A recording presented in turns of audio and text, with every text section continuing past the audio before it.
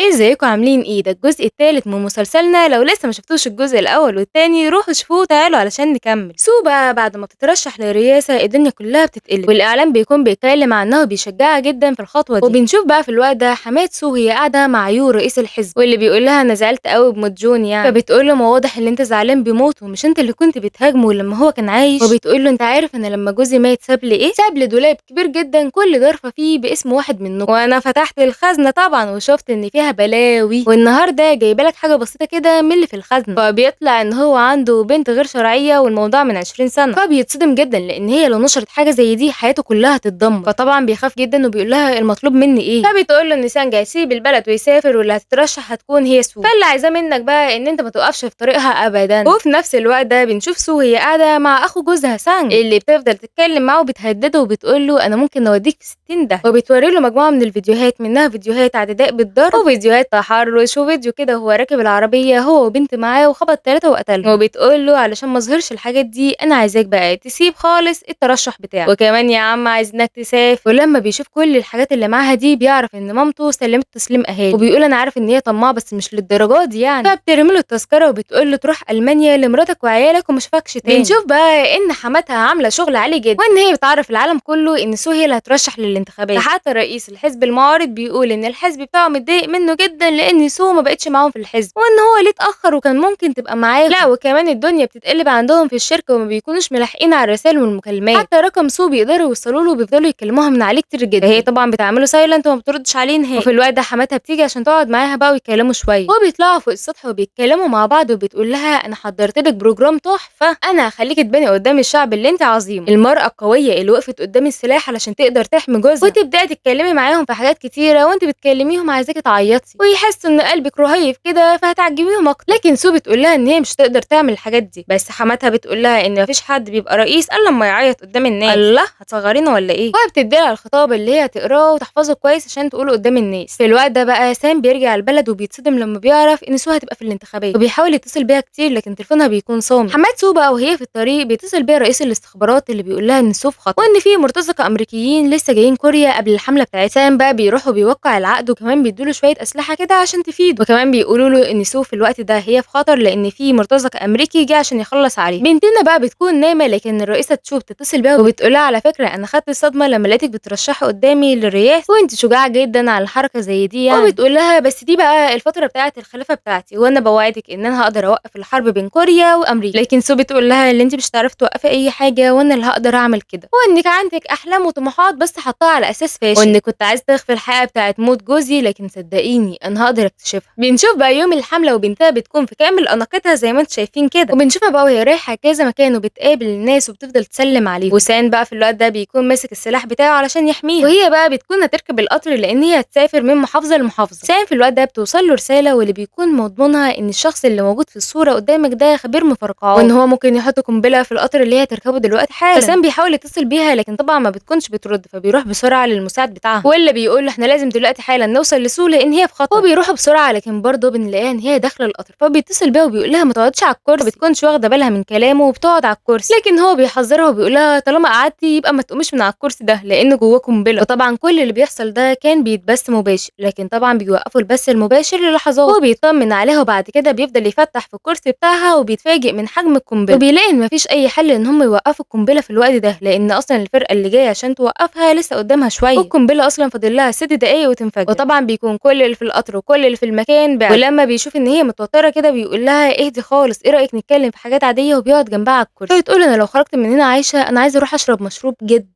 هو بيبتسم لها كده وبيقول لها هديتي صح، يلا بقى نبدل الكراسي بتاعتنا دي وانت هتقعدي في الكرسي بتاعي وبعد كده هتنزلي من القطر. لكن هي بتقول له لا انا هقعد هنا معاك، فبيقول لها لا انت في ناس كتير قوي مستنياكي بره. لكن هي بتقول له انا ما عنديش حد، انا من ساعه ما انا خسرت ابني قبل ما يتولد وانا ما عنديش حد خالص في حياتي. لكن هو بيمسك ايديها وبيقعد جنبها وبيبدا هو وهي كده يبدلوا الاماكن، وطبعا بيكون بيبدلها بحذر جدا لان الوزن ما ينفعش يقل، وطبعا بيقدر ينقذها وهي بتنزل وبتسيبه والقنبله بتنفجر. بس بنلاقي ان ابننا ما حصلوش حاجه لان هو شد نفسه، هي يا دوبك بس شوية جروح كده خفيفة الحمد لله. وطبعًا كل الجهات بتكون موجودة، والإسعاف بيبدأ يعالج في ابننا كده، وبنتنا برضه بتكون موجودة، لكن بتقرر إن هي لازم تكمل الحملة بتاعتها النهارده. والمساعدة بتكون قلقانة جدًا عليها وبتقول لها لأ خليكِ الأول واستريحي، لكن هي بتطمنها وبتقول لها طالما أنتم موجودين معايا مش هيحصل لي أي حاجة. وبنشوفها لما وصلت وحماتها بتقول لها إيه اللي جابِك دلوقتي؟ إحنا قلنا اللي إحنا نستريح، لكن هي بتقول لها إن هي تعمل الحملة بتاعتها النهارده مهما حصل. وبتخرج وبتقابل الناس دي كلها وما بتكونش مصدقة، وبتقعد وبتكلمهم كتير جدًا، وبس وهي بتكلمهم حماتها بتكتشف إن الكلام ده ما كانش مكتوب، وبتتكلم مع الشباب وكلامها بيعجبهم جدًا. وابنها بقى ساعتها بيكون برضه ماسك السلاح من بعيد وبيحميها، وبيكون بيراقبها بكل منتهى الحب، وهي بتبقى عارفة إن هو موجود وبيراقبها، فبتضحك له كده من بعيد لبعيد. وبعد ما بتخلص بقى بتروح مركز الشرطة وبتلاقي إن هم هناك بيحققوا مع سامي، وبتمسك له السلسلة اللي فيها الصليب على أساس إن هو لما يخلص يجي لها الكنيسة. وفعلا بيروحوا هناك وبيتقابلوا وبتطمن عليه وبتشكره على اللي عمله معاه، وبتسأله أنت عرفت منين إن أنا هيحصل لي حاجة؟ فبيقول لها الأول عملوها مع جوزك، بعد كده عملوها مع الكاهن، ودلوقتي انت، لأن انت بتكملي مسيرتك، وإن القنبلة دي هم حاطينها وعارفين إن انت مش هتموتي بسببها، بس بيحذروكي إن انت لو كملتي في المسيرة دي هتموتي زيهم. فبتقول له خلاص أنا هتعامل مع شركة حراسة. فبيقول لها لأ بلاش بقى الحراس بتوعك دول، وخلينا أنا أبقى الحارس بتاعي. فبتقول له وانا اثق منين بقى اللي انت تقدر تحميني عادي؟ فبيقول لها سهلة وبسيطة، شوفي المهمات اللي أنا كنت فيها قبل كده وشوفي أنا نجحت ولا لأ فيها. يا ست عيني حد يراقبني لو عايز. فبتقول له طب انت عايز تحميني ليه؟ قول لي بقى السبب. فبيقول لها الحرب، عشان انت عايزة توقفي الحرب أنا كمان زيك وعايزة أوقفها. فبتقول له طب انت بقى لو هتبقى معايا يبقى تسمع كلامي في كل حاجة أنا هقولها. فبيقول لها ما اسمعش كلامك ليه؟ بس انت تسمعي كلامي وقت الطوارئ. وبيتفقوا هما الاتنين مع بعض، لكن بنلاقي إن في نو بيتضرب. وبكده تكون خلصت معانا الحلقة. لو عايزين تعرفوا ايه اللي هيحصل في بقية الحلقات اكتبوا لي في الكومنتات، وسلام.